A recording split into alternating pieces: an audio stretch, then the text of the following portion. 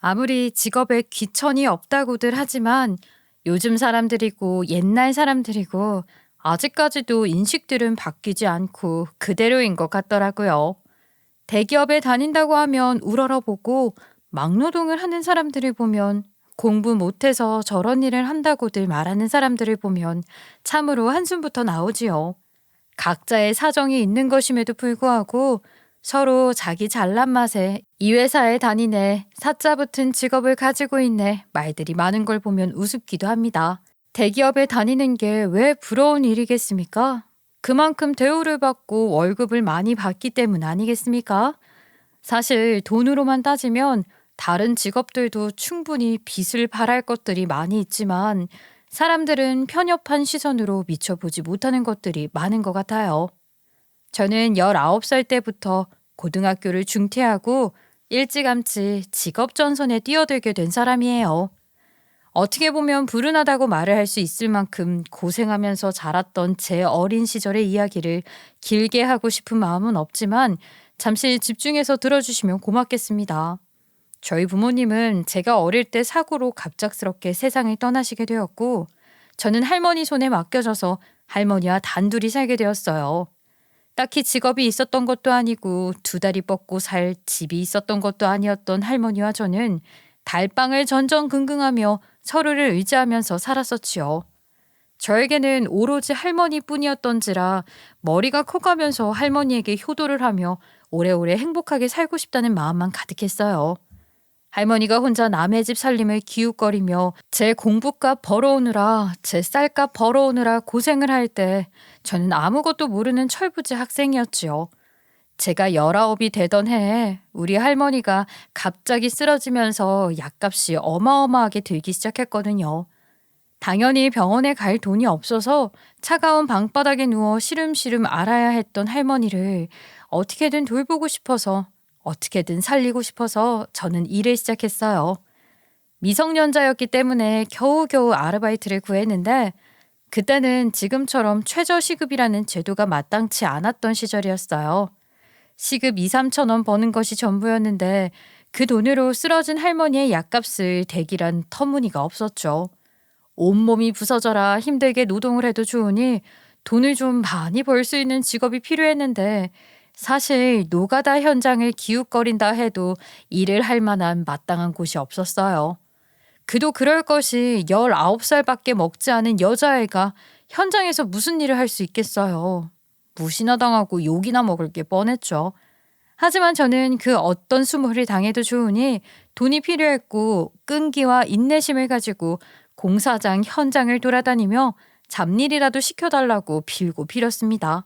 하루는 우연치 않게 저의 7.8기 도전을 괜찮게 봐주신 현장 소장님께서 저를 부르셨어요. 네가 일할 만한 마땅한 분야가 없는 거 잘 알고 있겠지만 매일같이 와서 일을 시켜달라고 노래를 부르니 어디 한번 경험이라도 해봐라. 아저씨들이 집채만한 시멘트 포대를 옮길 때 옆에서 걸리적거리지나 않으면 다행이라는 말을 들으면서 최대한 제가 할 수 있는 일을 하기 위해 노력을 했지요. 소장님께서는 제가 이를 악물고 혀를 깨무는 심정으로 일을 하는 것을 보더니 저를 조용히 불러다가 무슨 사정이 있는 건지 말을 해보라 하셨습니다. 그때까지만 해도 제가 그저 공부하기 싫어서 도망친 철없는 애로 생각을 하셨더라고요. 끽해봐야 집이 싫어서 가출을 한 아인 줄 알았는데 누구보다 오기를 가지고 일을 하는 걸 보고 사정이 있겠구나 싶었던 거지요. 할머니의 이야기를 하다 보니 저도 모르게 눈물이 줄줄 흘러나와서 부모님이 돌아가신 일부터 쭉 사정을 이야기했더니 저에게 일자리를 하나 소개시켜 주시더라고요. 소장님께서는 건설 현장에 대해 빠삭하신 분이었고 저는 막노동 일밖에 몰랐지만 집을 짓는 데는 참 많은 사람들의 힘이 필요하다고 설명을 해주셨어요. 현장에서 시멘트 가루 마시면서 일을 하는 것보단 쉬울 것이라고 하시면서 끈기 있게 해보라고 소개를 시켜주셨죠. 아마 이 땀내 나는 현장은 벗어나지 못하겠지만 그래도 위험천만한 일에 비하면 꽤 보수도 좋고 할만할 거다. 기술을 배우는 일이니까 오래오래 써먹기도 좋을 거고 말이야. 한번 가서 인사 시원하게 올리고 내 소개로 왔다고 하고 지금처럼 기웃거려봐. 저에게 시공 쪽 일을 배우는 게 좋겠다고 하시면서 타일 기술자를 소개시켜 주셨고, 저는 19살 10월 달부터 본격적으로 타일을 붙이는 일을 다니기 시작했어요. 처음에는 기술과는 거리가 멀게도 타일을 들고 옮기는 일만 시켜주어서 몸이 지치고 힘들었지만 보수는 일반 아르바이트에 비해 짭짤했습니다. 잡일밖에 주어지는 것이 없었지만 계속해서 노력을 한다면 언젠가는 진심을 알아주겠지 싶어서 미친 듯이 쫓아다녔지요. 이 기술이라는 것이 말입니다. 그때에도 상당히 귀하게 여겨지는 것이었고 아무리 알랑방귀를 뀌어도 제대로 알려주거나 기회를 주지 않았거든요. 하지만 저는 포기하지 않고 이 길만이 내가 먹고 살 길이다 생각하며 열심히 눈동냥으로 배우게 되었고요. 타일 기술자를 쫓아다닌 지 3년 차가 되어서야 겨우 기회가 주어지게 되었습니다. 본대로 열심히 따라했는데 타일 기술자들이 보고는 제 손끝이 꽤 야무지다면서 본격적으로 타일을 붙이는 방법에 대해 알려주기 시작하셨어요. 그리고는 저에게도 아주 조금씩 일을 맡겨주셨고 저는 그 기회를 놓치지 않았습니다.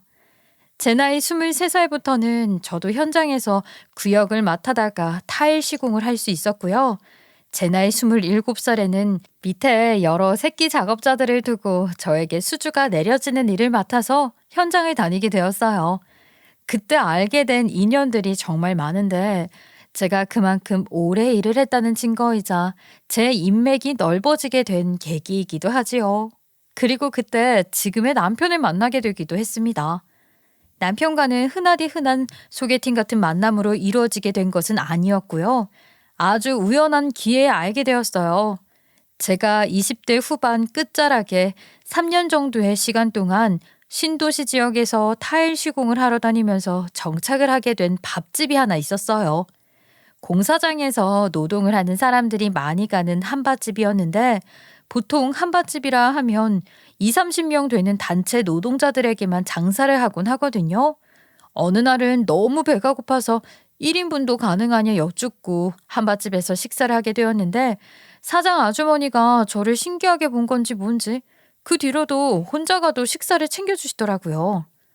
아이 어차피 숟가락 하나만 더 놓으면 되는 일인데 언제든지 눈치 보지 말고 와서 식사하고 가게나. 아이 근데 젊은 여자가 이런 노동꾼들 사이에서 밥 먹는 게 안 불편해? 아이, 다 먹고 살자고 하는 일인데 불편할 게 뭐가 있나요? 주인 아주머니가 솜씨가 너무 좋아서 불편하고 말고 할 것도 없이 개 눈 감치듯이 먹게 되네요. 아이고 잘 먹으니까 아주 복스럽고 보기 좋구먼. 불편하면 저쪽에 방 하나 있는데 거기다가 밥 차려줄까? 언제든지 저에게 눈치 보지 말고 와서 밥을 먹으라고 했고 저는 그 말이 그 어떤 말보다 달콤했더랍니다. 매일같이 가서 식사를 하는데 얼마나 음식 솜씨가 기가 막힌지 늘 사람이 가득가득 차 있었지요. 제가 모르는 사람들 사이에 섞여서 밥을 먹고 있으니 제가 불편할까봐 사장님이 쉬려고 만들어두신 방에다가 따로 작게 백반상을 차려주시기도 했어요. 저에게 요즘 젊은 사람들과 달리 고생하는 것을 가엽게 여긴다면서 아주 대단하다고 예쁘게 봐주셨어요. 저는 이미 그 나이에 할머니까지 하늘나라로 떠나보냈기 때문에 가족 하나 없이 홀로 지내고 있었거든요. 전국 방방곡곡을 돌아다니면서 집도 절도 없이 지역에 있는 모텔, 달방을 얻어서 살고 있었는데 제 사정을 다 알게 되신 사장 아주머니께서는 저에게 엄마나 다름없이 대해주셨지요. 내가 진짜 엄마는 아니지만 그래도 진짜 엄마처럼 밥상은 차려줄 수 있지. 이렇게 장한 자식을 두고 하늘로 떠났으니 하늘에서 어르신들이 얼마나 기특해 하실꼬? 매일같이 밥을 먹으면서 알게 된 사실인데 주방에서 일을 돕는 남자 하나가 사장님의 아들이라고 하더라고요. 땀을 뻘뻘 흘리면서도 맛있게 요리를 하기 위해 노력을 하는 모습이 참 멋있게 느껴졌어요. 거기다가 요리를 잘하니까 저런 남자랑 살면 평생 배가 고파서 굶어 죽을 일은 없겠구나 하는 생각도 들면서 저도 모르게 눈길이 가기 시작했습니다.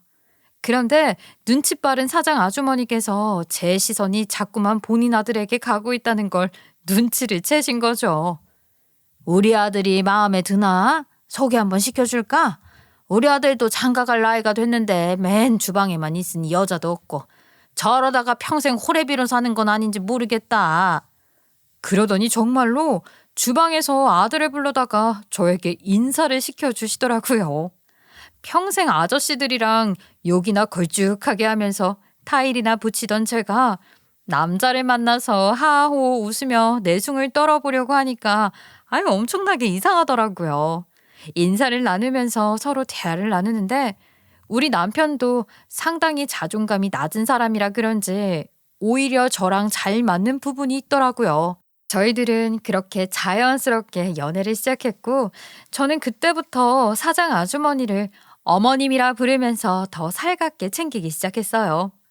저에게는 가족이라고 부를 만한 사람이 없었으니까 시어머니를 제 부모님처럼 모시듯이 했었죠. 제 진심이 통했던 건지 뭔지 시어머니 또한 저에게 마음을 열고 정말 딸 대하듯이 며느리에게 하듯이 잘해주셨습니다. 연애를 시작하고 깊은 가정사에 대해 서로 털어놓게 되면서 알게 된 것인데 우리 시어머니도 정말로 고생을 많이 하신 분이더라고요. 시어머니는 혼자의 몸으로 아들을 셋이나 키운 대장부 같은 사람이었는데 우리 남편이 장남이었어요. 차남과 막내 서방님은 대기업에 다니고 있었는데 우리 남편만 이상하게 돌연변이처럼 굴어서 시어머니의 가게에서 요리를 하고 있었지요. 동생들은 똑똑하고 우리 남편만 멍청했나 싶은 생각이 들었는데 실상을 알게 되니 그런 게 아니더라고요. 우리 남편은 학창 시절에 수제 소리를 들을 만큼 공부를 잘했었는데 그게 반 아이들의 질투를 사게 되어 괴롭힘을 심하게 당했다고 하더라고요. 당시에는 선생님들이 대놓고 차별을 했던 시대여서 공부를 잘했던 우리 남편만 편애를 했고 그게 괴롭힘의 원인이 된 것이죠. 처음에는 꾸역꾸역 어떻게든 버티면 되겠지 하는 마음으로 버티다가 결국에는 학교도 자퇴를 하게 되었다고 하더라고요. 겁이 없던 동급생들은 사람 하나 병신으로 만들 만큼 마음의 병을 선사한 거죠. 남편은 자퇴 이후에 방구석에만 지내다가 시어머니의 일을 돕기 시작한 이후로 묵묵히 주방에서 요리만 하는 사람이 된 것이지요. 그래서 서방님들이 남편을 엄청나게 무시한다고 하더라고요. 남편은 그런 서방님들에게 대꾸조차 해주지 않고 서로 무시를 하며 지낸다고 했어요. 서방님들은 대기업에 취직을 해서 근거리이긴 하지만 타 지역에 나가 살고 있어서 사실은 부딪힐 일이 많지는 않다 하더라고요. 저와 남편은 거의 1년에 가까운 시간 동안 서로를 위로하며 연애를 했고 결혼까지 물 흐르듯이 진행하게 되었어요. 저희가 부부의 연을 맺고 얼마 지나지 않아서 둘째 서방님과 막내 서방님도 각각 결혼을 하게 되었습니다. 둘 다 같은 회사에 재직 중인 여성과 결혼을 했는데 사실 대기업이라는 게 취업하기가 상당히 힘들고 어려운 곳 아니겠습니까? 요즘 사람들은 한 번 들어가면 뼈를 묻고 싶어 하는 그런 회사라고 알고 있는데 동서들은 요즘 사람들과는 다르게 결혼을 하자마자 일을 그만두더라고요. 물론 서방님들의 연봉이 꽤 높으니까 먹고 사는데 문제가 없다고 하니 저희도 더 말붙이기 어려웠지만 좀 신기하기는 했죠. 현대 여성들은 임신을 하고도 경력 단절이니 뭐니 재취업이 어려울까봐 육아휴직을 최대한 붙여 쓰고 절대로 한번 들어간 대기업을 나오려고 하지 않잖아요. 그런데 동서들이 또 속셈이 있었더라고요. 일단 서방님들이 대기업에 다니고 있으니까 사는데 여유가 있으니 일을 그만둬도 괜찮겠다 생각한 게 첫째. 둘째로는 우리 시어머니 한밭집이 예전부터 손님이 바글바글 몰려드는 엄청 장사 잘 되는 집이라고 했었잖아요. 한밭집 특성상 거의 대부분의 결제는 현금으로 이루어지고 있단 말이죠. 그래서 우리 시어머니가 다른 건 몰라도 현금만큼은 기가 막히게 쌓아두고 있는 부자였어요. 우리 시어머니도 여자 혼자서 장사를 하면서 그 어렵다는 아들 셋 키우기를 했으니 사실 성격도 보통이 아니시긴 했죠. 게다가 절대로 남들에게 첫인상으로 무시당하면 안 된다고 하시면서 몸에 금붙이들을 주렁주렁 달고 다니셨단 말입니다. 얘 첫째야, 내가 너한테 금붙이를 막 달고 다니라고 하는 말은 아닌데 적어도 이런 목걸이 하나 정도는 하고 다녀야 남들이 무시 안 하는 법이라니까.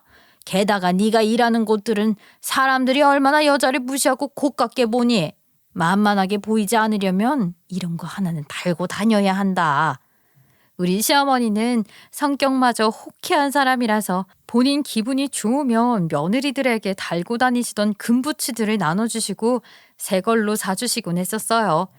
저만 해도 무시당하면 안 된다고 금목걸이도 받았고요. 금가락지도 몇 개 받았었거든요. 그러니까 동서들이 그런 콩고물을 바라보고 시어머니 옆에 찰싹 달라붙어서 알랑방귀만 끼는 거죠. 제가 또 첫째 며느리라 제일 손윗사람이긴 했지만 사실 제가 중학교만 졸업을 했고 타일 일을 하러 다니는 사람이었잖아요.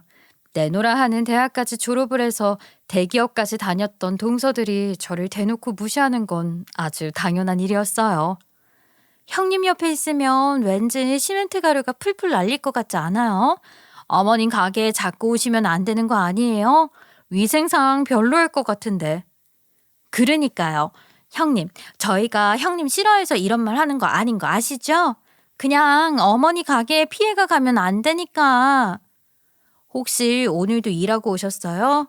현장에서 노동하는 일이라 그런지 어디서 자꾸 시큼한 땀 냄새가 나는 것 같다 했더니 일 끝나고 나면 샤워할 수 있는 공간 같은 거 따로 없어요? 그렇게 땀 흘리고 씻지도 않고 오시는 거예요? 한밭집에 다 같이 모여서 밥이라도 먹으려고 하는데 동서들이 작정이라도 한 듯 코를 막고 저를 보더라고요. 물론 제가 일이 끝나고 달려오긴 했지만 저도 다 샤워하고 왔는데 땀 냄새니 뭐니 하니까 기분이 확 상하더라고요.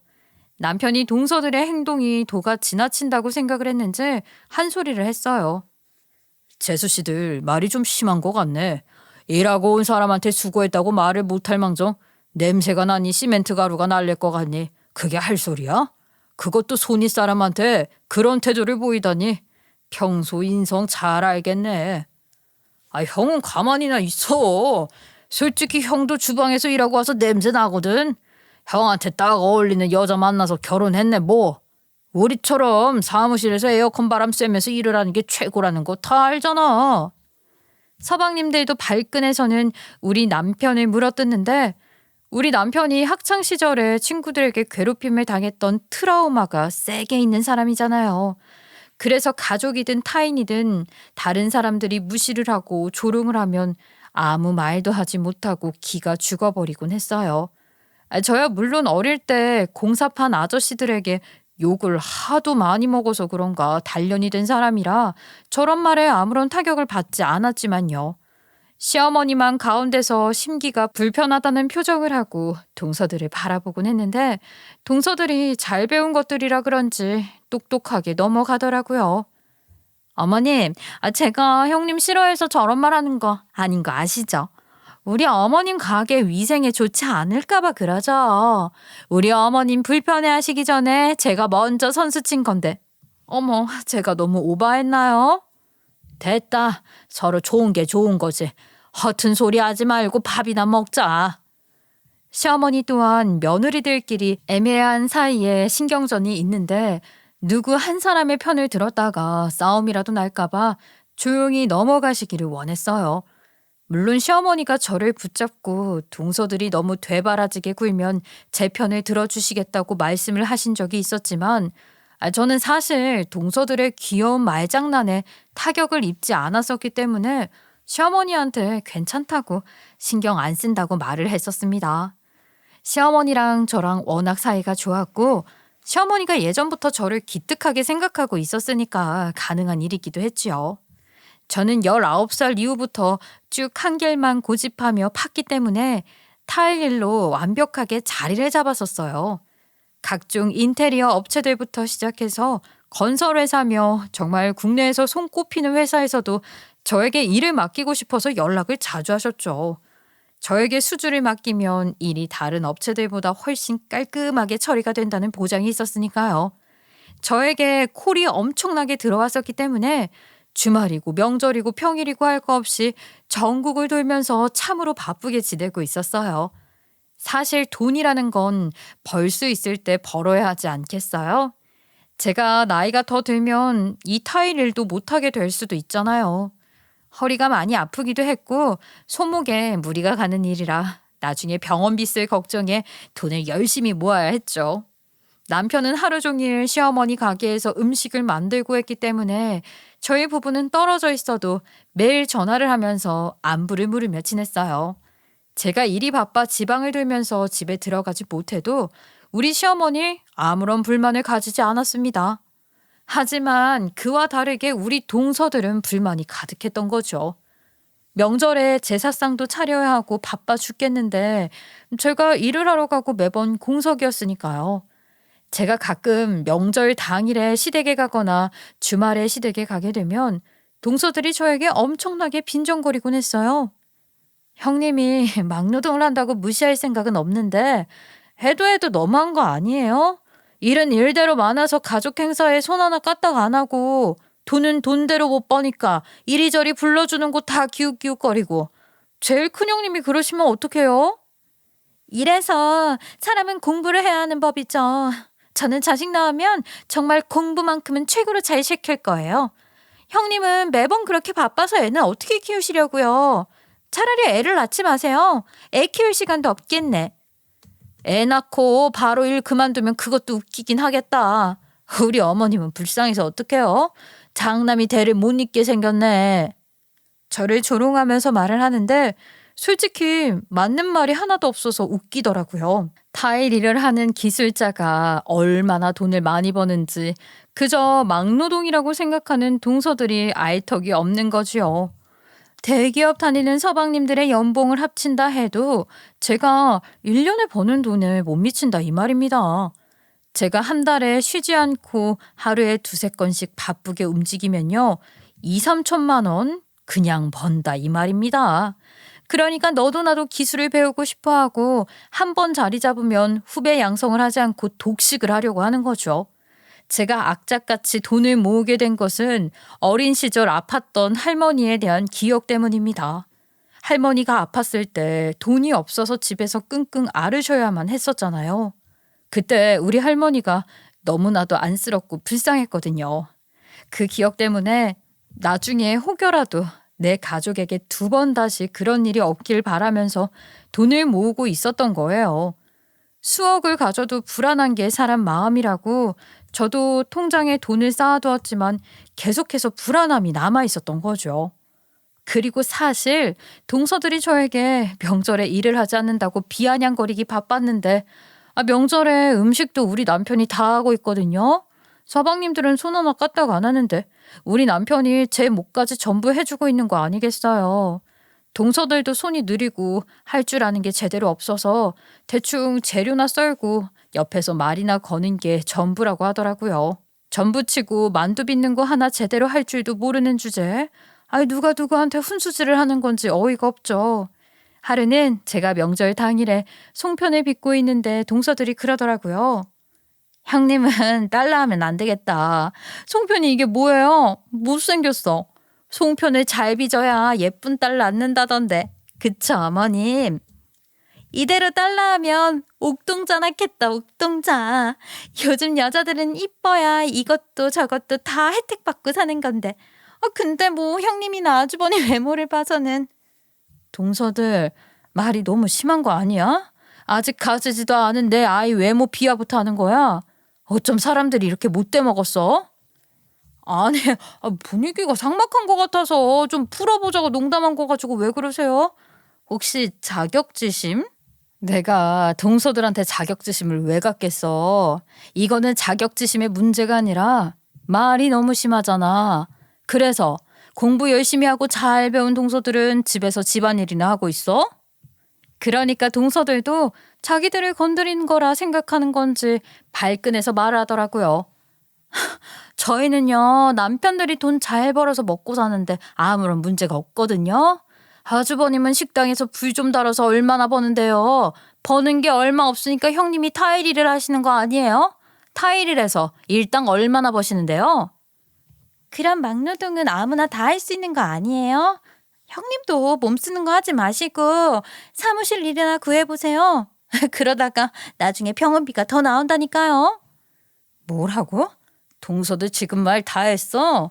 내가 손윗사람이라는 자각은 하고 말을 하는 거야? 가족들 다 듣는 앞에서 말 함부로 하네. 아유, 아니, 왜 이 좋은 날 다들 싸움질을 하고 있는 거야? 명절에 아주 콩가루 집안이라고 소문을 온 동네방네 다 내겠구먼. 아랫사람이 윗사람한테 그런 말 해봐야 누가 잘한다 하겠어? 다들 자중해. 어머님 너무하시네요. 명절마다 와서 일하는 건 저인데 형님한테 너무 아무 소리도 안 하시는 거 아니에요? 막노동 해봐야 하루에 5, 6만 원 번다고 하던데. 아주버님도 어머님네 식당에서 일하시고요. 그거 하루 일당 얼마 하지도 않는 거 명절에 일하기 싫어서 뻥치고 안 오는 거 아니냐고요. 제가 하루에 버는 돈이 얼만데 감히 제 앞에서 돈돈거리면서 저딴 소리를 하는지 기가 막히더라고요. 저희 시댁이 신도시에 있다고 했잖아요. 서방님들께서 근교이긴 했지만 타지에서 일을 하고 있었는데 둘 다 전부 시댁 근처에 있는 사옥으로 발령을 받아서 이사를 오게 된 것입니다. 그러니까 동서들은 시댁 근처로 이사를 와서 더 살맛이 난 건지 뭔지 시어머니 옆에 딱 달라붙어서는 아주 이간질을 일상인 것 마냥 해대더라고요. 신도시에 둘이 퇴직금 받았었던 돈으로 카페를 차리겠다고 설치기 시작하더라고요. 요즘 카페 음료 맛보다 인테리어를 어떻게 꾸미느냐 그게 더 중요하다고 하더라고요.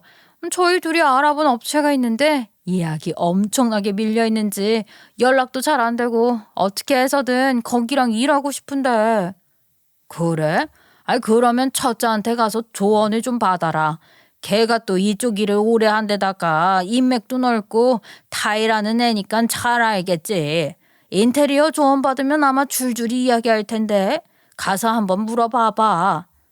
에이 어머님, 막노동판에서 일을 하는 사람한테 물어봐야 신식 감성이 나오겠어요? 저희가 알아본 인테리어 회사 있어요. 거기랑 연락만 되면 저희도 이제 엄청 유명한 카페로 팍팍 뜨게 될걸요? 맞아요. 그런데 그 회사가 너무 유명해서 문제지. 줄줄이 컨설팅이 밀려있다면서 저희 의뢰는 받아주지 않더라고요. 그 둘은 저에게 뭘 부탁하거나 말을 한다는 것 자체가 자존심이 상했는지 시어머니에게 쭉 말을 했어요. 그렇게 다시 한번 돌고 돌아 김장철이 왔는데 시어머니가 식당을 하니까 김장을 상당히 많이 담는단 말입니다. 김장철이 되면 저도 무조건 일을 빼고 시댁 일을 도왔어요. 1년에 한 번 있는 날이라 그 정도는 시어머니를 위해 시간을 빼두었죠. 며느리들도 전부 불려나와서 일을 했기 때문에 저도 물론 일손을 도왔어요. 그런데 동서들이 이사 온 뒤로 틈만 나면 한밭집에 가서 이간질을 하고 저에 대한 투정을 늘어놓으니까 시어머니의 심기가 불편하셨나 봐요. 자꾸 동서들이 저를 무시하니까 본때를 보여주려고 벼르고 계셨었나 봐요. 얘 첫째야. 내가 분명히 너한테 그 인테리어 조언을 받으라고 했었는데도 입 싹 씻는 걸 보니 내가 괘씸해 죽겠다. 이번에는 내가 나서서 본때를 보여줄 테니까 너도 괜히 나서지 말고 가만히 있어라. 저는 시어머니가 그런 이야기를 한 게 처음이라서 알겠다고 고개를 끄덕였죠.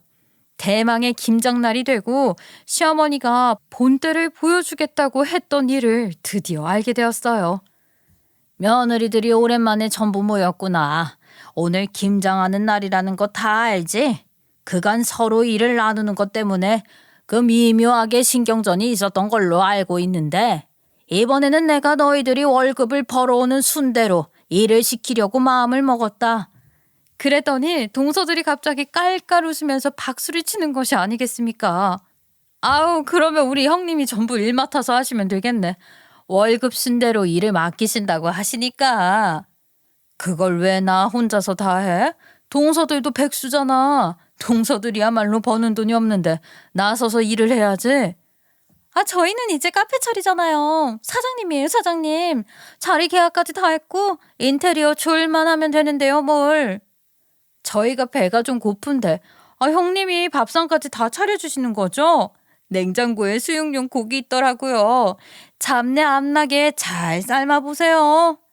인테리어 업체 컨설팅이 밀려서 연락조차 오지 않았다면서 벌써 사장 타령을 하는 게 기가 막히더라고요.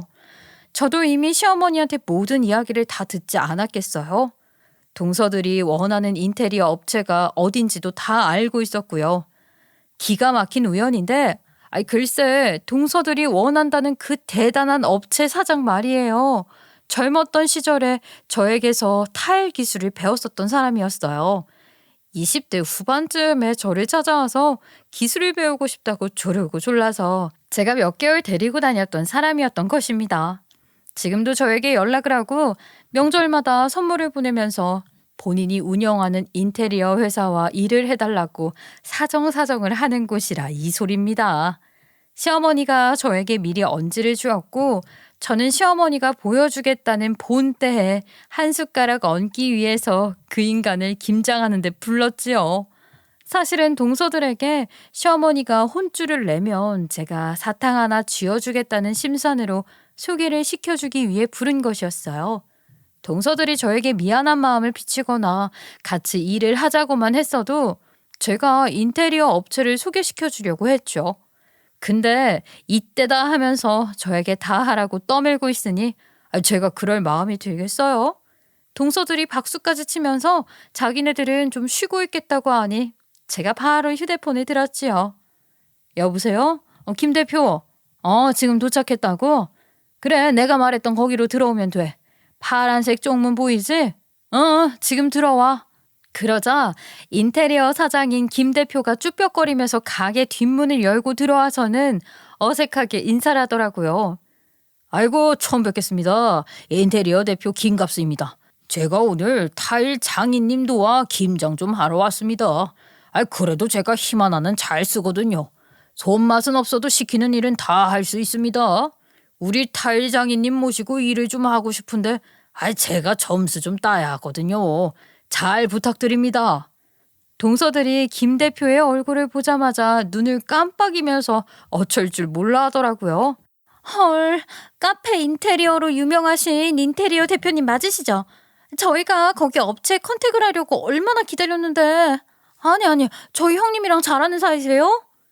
저희 회사와 컨택을 하려고 하셨다고요? 지금 카페 인테리어만 수십 건이 밀려 있어서 미처 확인하지 못했나 봐요. 저희 장인님과 가족분이신 거죠? 그럼 제가 우선적으로 한번 검토해 보겠습니다. 동서들이 저를 바라보는데 시어머니와 제 어깨가 으쓱하더라고요. 김 대표네 회사가 인터넷에서도 인테리어 사진이 많이 돌아다닐 정도로 감각적인 인테리어로 유명한 업체거든요. 컨설팅 하나 맡기려면 1년 이상 대기를 해야 한다는 소문이 있을 정도로 사람들이 몰리는 곳이기도 하고요. 김 대표는 저와 일을 하고 싶어하는 상황이었고 동서들은 김 대표한테 일을 맡기고 싶어서 난리가 난 상황이었죠. 김 대표, 우리 동서들이 카페를 차리고 싶다면서 그쪽 회사에 문의를 했었다고 하던데. 잘 나가죠. 내 밑에서 타일 배울 때만 해도 학생이었는데 지금은 줄줄이 연주를 대도 일 하나 맡기기가 어려워서 연락이나 하겠어? 아무리 그래도 우리 장인님 부탁이라면 당연히 드려야죠.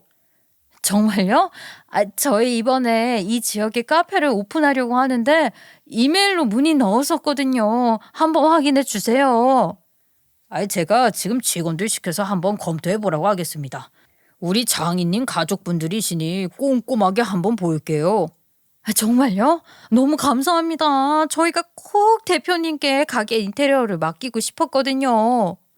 김 대표, 내가 다시 연락을 해줄 테니까 오늘은 이만 가봐요. 일 좀 도우라고 불렀더니 다른 일을 떠맡게 생겼어. 같이 일할 분위기 아니니까 가보는 게 좋겠어. 너무 부담 갖지 말고.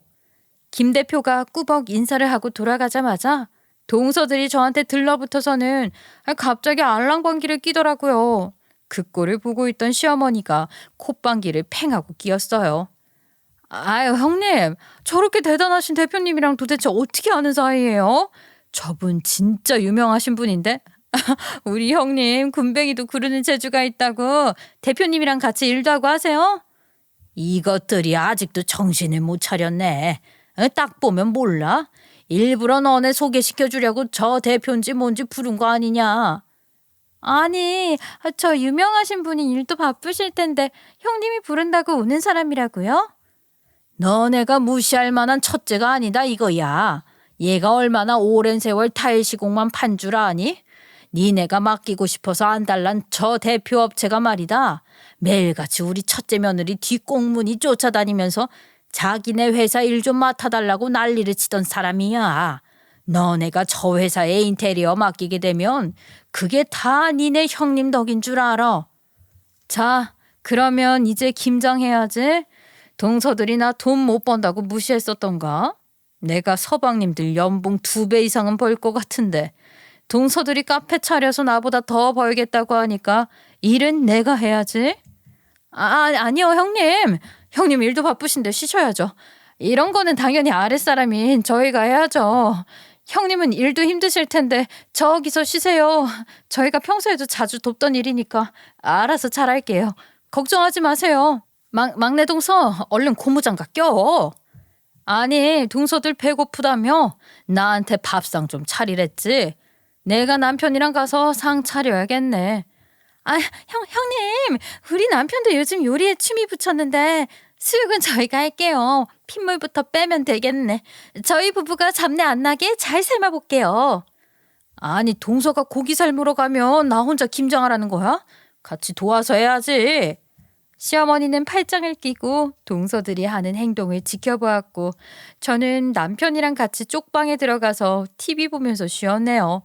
동서들이 땀 흘려서 김장까지 다 무치고 수육을 삶아서 상까지 다 차려오자 저랑 남편은 숟가락만 놓고 밥을 먹었죠. 그런데 제가 그동안 당한 게 있는데 곱게 먹어주면 되겠어요? 아이, 동서, 이거 전 모양이 왜 이래? 동그랑땡이 아니라 찌그렁땡이네. 이래서 예쁜 자식 낳겠어? 손재주가 좋아야 애들 외모도 좋은 거 아니었어? 그러니까 동서들이 입을 싹 다물더라고요. 평소 같으면 시어머니가 나서서 자중하라고 한마디 거들었을 텐데 제가 나서서 비아냥거리는 걸 처음 보시니까 아무 말도 안 하시더라고요. 동서들이 시어머니한테 도와달라는 눈빛을 보냈지만 무시하시고는 식사를 하셨어요. 아니 형수, 말이 좀 그러네요. 동그랑땡 이거 좀 찌그러뜨릴 수도 있지. 맛만 좋은데 왜 괜히 트집 잡고 그래요? 저희가 이거 만드느라 얼마나 힘들었는데 그냥 좀 드시죠. 동서들 편을 들자 둘째 동서가 둘째 서방님 옆구리를 확 찌르더라고요. 영문도 모르고 뒤늦게 와서 일손을 거들던 서방님들은 집에서 일이나 하루 종일 하고 구박 맞고 그러다가 돌아갔죠 뭐. 그날 이후로 집안 분위기는 180도 바뀌게 되었어요. 두 동서는 저희 집에 몸에 좋다는 음식들이나 영양제 같은 것들이 바리바리 싸들고 찾아와서는 김 대표에게 말 좀 잘해달라고 엄청나게 부탁을 하더라고요. 저희 친정이 제주도로 이사 간 건 아시죠? 이거 제주도에서 난 갈치예요. 진짜 없어서 못 먹는 거라니까요.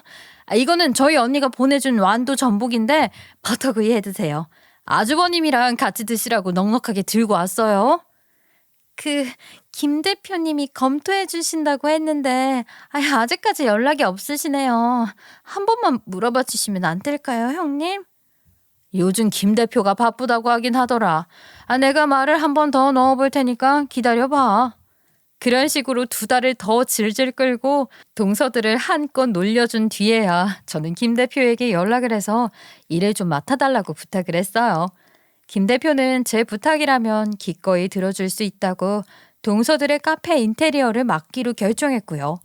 제가 질질 끌면서 놀려 먹었다는 것을 꿈에도 모르는 동서들은 저에게 연신 고맙다면서 인사를 하는데 아주 우습더라고요. 결국 동서네 둘이서 원하던 대로 카페 인테리어를 완성하고 오픈까지 하게 되었어요. 시어머니는 제가 2팔 걷고 도와주자 걱정스럽게 이야기를 하셨지요. 저 여우 같은 것들이 혹시 다 받아 처먹고 또 너한테 못되게 굴면 어떡하니? 원하는 대로 다 해줘도 되는 거냐? 걱정하지 마세요. 동서들이 글쎄 김 대표한테 제가 얼마나 버냐고 물어봤다고 하더라고요. 진짜 유명한 사람이 맞냐? 어떻게 알게 된 거냐? 김 대표가 놀라면서 가족인데 그것도 모르냐고 제가 걸어다니는 중소기업이라고 설명했다지 뭐예요? 맨날 막노동한다고 그렇게 무시를 하더니만 버는 돈 듣고서는 깜짝 놀랐겠네. 그래서 기가 죽어서 네 눈도 못 마주친다냐? 그런가 봐요. 1년에 억 단위로 돈을 쓸어 담는 사람인데 데리고 다니는 인부들 월급 넉넉히 주고도 어마어마하게 남을 거라고 했다네요. 이래서 기술이 중요한 거다. 우리 회사만 해도 저한테 일 맡기고 싶어서 줄을 섰다고 오바를 다 떨면서 말을 했대요. 그 소리도 했다냐? 우리나라 최고의 건설회사에서 타운하우스 짓는 거에 너 불렀다는 소리 말이야. 내가 그 이야기 듣고 우리 한밭집 오는 인간들에게 어찌나 자랑을 했는지 모른다. 그 소리도 했대요. 대기업에서 짓는 타운하우스 내부 타일 총괄 맡은 이야기요. 쉬운 일 아닐 거라고. 대기업에서 본인 회사도 아니고 하청 외주 맡기는 건 하늘의 별 따기라고요. 그렇게 호들갑을 떨었더니 동서들 기가 팍 죽어서는 손톱만 물어뜯더래요. 앞으로 명절이건 행사건 너한테 비아냥거릴 일은 없겠다. 아이고, 내 속이 다 시원하네. 동서들은 본인들이 카페를 차려서 버는 돈이라 해봐야 제가 버는 돈에 세 발에 피니까 저에게 함부로 하지 못하고 알아서 슬슬 기어 다니더라고요. 시어머니는 이참에 동서들에게 아주 단단히 경고를 날렸어요. 사람이 성품을 봐야지. 버는 돈이 얼마인지 어떤 직업을 가지고 있는지에 따라서 급을 나누고 그러면 안 되는 거야. 직업에 귀천이 어딨냐. 너네처럼 대학까지 다 나와서 커피 장사하는 거보다야 자기 기술 오랜 시간 연마해서 한따까리 하고 있는 게 더 멋있는 거다. 알겠니? 동서들은 기가 팍팍 죽어서는 고개를 끄덕였고 그 뒤로 저에게 손윗 사람에게 하듯 깍듯하게 공손한 태도를 보여주고 있어요. 제 덕에 하게 된 인테리어 덕분에 동선의 카페가 예쁜 카페로 소문이 나면서 장사가 아주 잘 되고 있거든요. 가끔 생기는 하자 보수가 필요한 일에도 제가 나서서 도와주고 있고요. 건물 내부를 수리한다는 게 보통 돈 깨지는 일이 아닌데 제가 할 수 있는 일은 공짜로 도와주고 있으니 저에게 밉보이면 안 되겠다 싶었겠죠. 저에게 은근슬쩍 부탁을 할 때도 눈치를 보면서 돌려 말을 하는데 그 모습까지도 참 이제는 귀엽게 보이더라고요. 게다가 인테리어를 할 때 김 대표가 거품 가격 싹 빼고 거의 반값을 가까운 돈만 받고 해줘서 동서들은 저를 더 우러러보게 되었지요.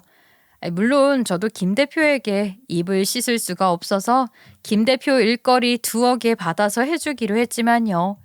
가끔 시댁에 모여 다 같이 밥을 먹는데 예전처럼 스트레스 받을 일도 없고 동서들도 저에게 비아냥거리지 않으니 무척이나 화목합니다.